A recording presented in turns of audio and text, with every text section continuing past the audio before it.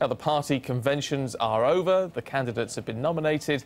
Now, Barack Obama and Mitt Romney are embarking on a 58-day win for the White House. These are the latest polls then. Obama on less than 1 percentage point ahead of his Republican rival. You don't get much tighter than that. The race is so close that, perhaps not surprisingly, the campaigning is turning negative. Well, let's talk to US politics expert James D. Boys and branding expert Jonathan Gabay, both here this morning. Nice to see you. Let's start off with some of this negative stuff, James, should we? Because straight off the back of the Democrat convention, we've then heard these comments coming from Mitt Romney's team about the fact that Clinton was endorsing Obama and trying to spin that in a negative way. It's quite interesting. The Romney campaign has been pretty negative ever since it entered the primary season back in January, so we shouldn't be surprised that Romney's gone negative.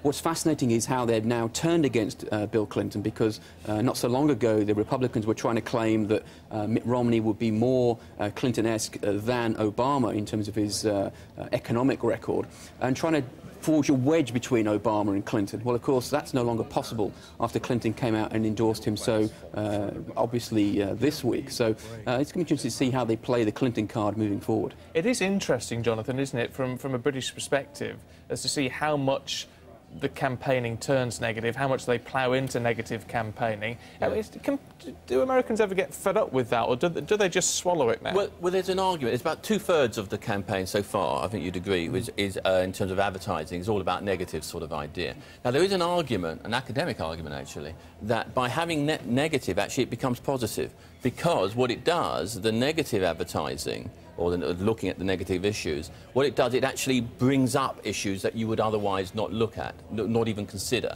And so it's interesting, but the thing is that you were talking to me just outside there, that you were in America during one of the elections, and it's just like you are bombarded with adverts non-stop telling you how awful the other guy is. You know, it would be a joy for a psychiatrist, actually, to be there, because everyone hates everybody else over there, and they're all talking about it all the time.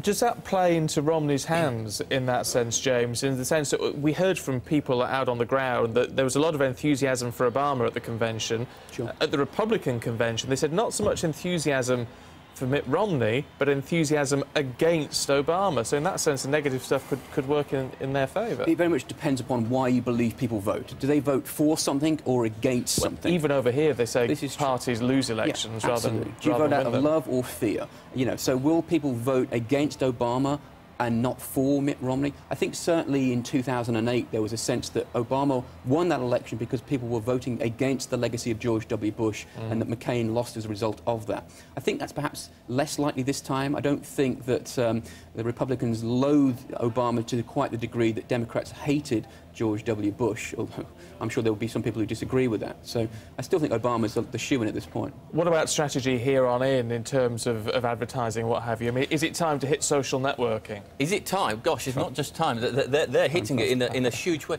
You know something? They've got. If you look at the official websites for each of the candidates, you'll see that they've got the whole at the bottom of the websites. They've got all these different social media outlets where you say you can actually connect with these people.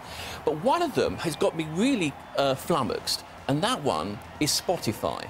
Because apparently, now Spotify is a music network, if you wish. And I'm thinking, why would you want to go on Spotify to actually connect with your future president?